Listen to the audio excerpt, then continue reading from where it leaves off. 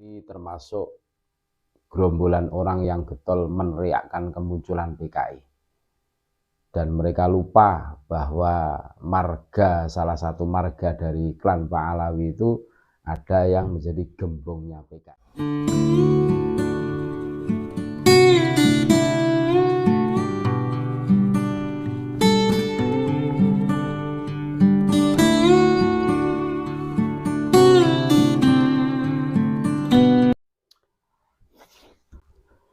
Assalamualaikum warahmatullahi wabarakatuh.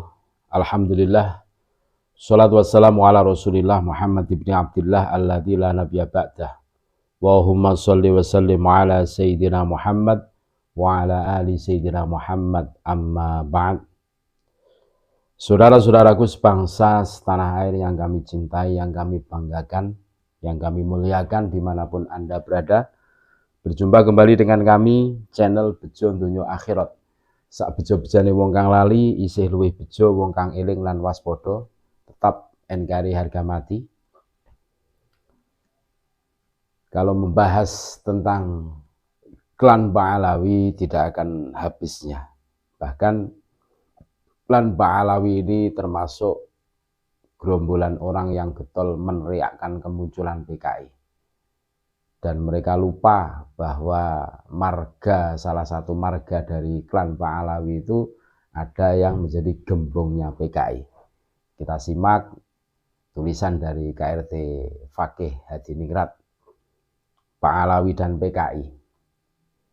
Padahal apabila dirunut dengan jujur, ketua PKI yang terakhir pucuk pimpinannya adalah dari marga Pak Alawi, yaitu DN Aidit.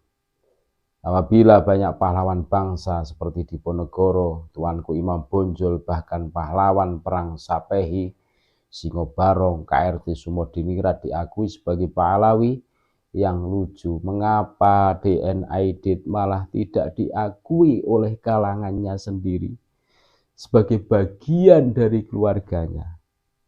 Ini loh. Namun pertanyaannya, adakah marga Aidit dari Nusantara? Jawabannya jelas tidak ada. Aidit atau Aidit adalah nama marga dari imigran Yaman. Dan hal ini sudah diakui sendiri sama putra DN Aidit.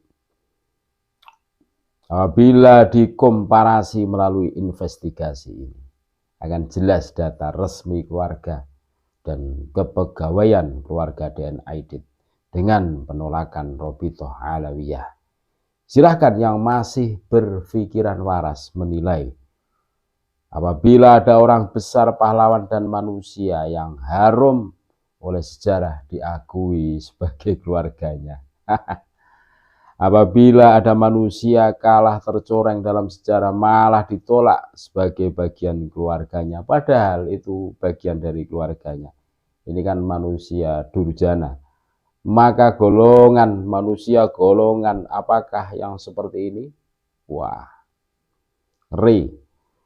jawabannya adalah sesuai untaian kalimat pada pembukaan di atas. Kesimpulannya fik dan valid berdasarkan data keluarga, data resmi kepegawaian, kesaksian masyarakat, bahkan pengakuan putranya sendiri DN Aidit adalah Pak Alawi.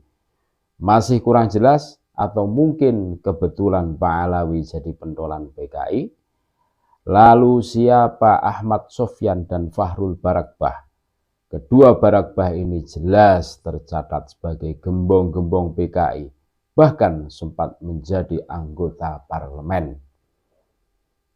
Mari bertanya dengan jujur, katanya Pak Alawi banyak yang jadi ulama. Apabila banyak ulama masyumi dan terutama NU menjadi korban konflik dengan PKI, sekarang mari bertanya dalam hening dan senyap, adakah ulama dari Pak Alawi yang menjadi korban dalam konflik dengan PKI? Oh iya ya, kok tidak mendengar? Silahkan mencari jawaban kepada rumput yang bergoyang. Negara Yaman dan komunisme. Baik, sekarang kita runut. Benarkah Pak Alawi anti komunis yang sejati? Sejarah mencatat Yaman Selatan termasuk Provinsi Hadramaut adalah negara di dunia Arab atau kawasan Timur Tengah satu-satunya yang menerapkan ideologi komunis. Wah, katanya Hadramaut itu negerinya para wali, tapi ini kok berlandaskan ideologi komunis. Ini gimana ini? Sebelum penyatuan dengan Yaman Utara yang lebih makmur dan maju, di Yaman Selatan berdiri NLF 1963 yang berhaluan komunis. Dan tak ingin negaranya dikuasai komunis, maka kaum nasionalis mendirikan FLOSY 1965. Awalnya FLOSY lebih kuat karena didukung Mesir. Namun ketika Mesir kalah dari Israel, terpaksa FLOSY ditinggalkan sendirian melawan komunis sehingga negara Yaman yang komunis berdiri 1967. Secara tidak langsung mendapat bantuan Israel. Dan sebagai negara komunis lazimnya menetapkan satu partai tunggal, yaitu Partai Sosialis Yaman, yang merupakan gabungan dari banyak faksi partai haluan kiri, Marokisme, Leninisme. Partai Sosialis Yaman sendiri yang berhaluan Marxis ternyata masih dipimpin oleh Ba'alawi, yaitu Abdurrahman Asyikab, yang cukup lama menjadi sekjen partai dari 2015 hingga sekarang.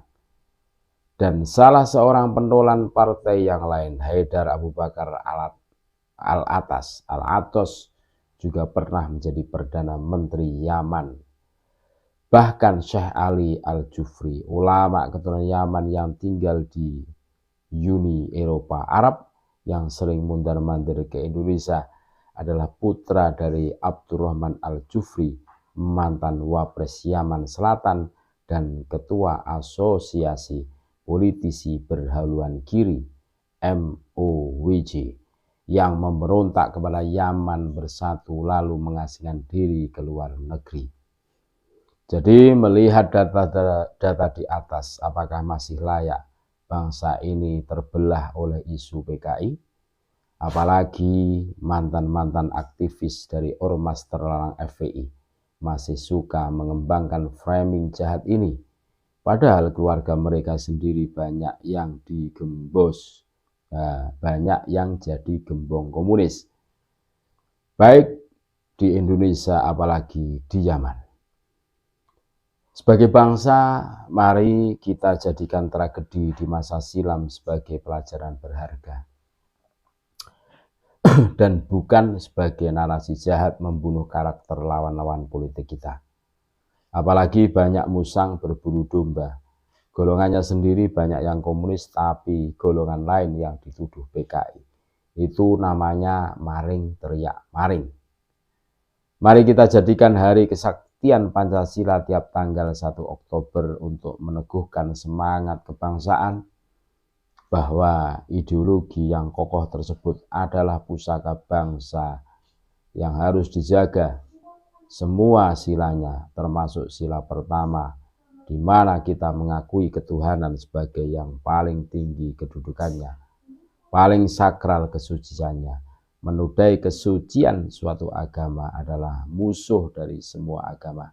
Dan kesucian itu termasuk tercoreng ketika manipulasi sebagai turunan Nabi untuk mengkooptasi umat. Selamat Hari Kesaktian Pancasila 1 Oktober 2023. Salam Rahayu, salam sejahtera, salam Nusantaraku, NKRI harga mati. Assalamualaikum warahmatullahi wabarakatuh.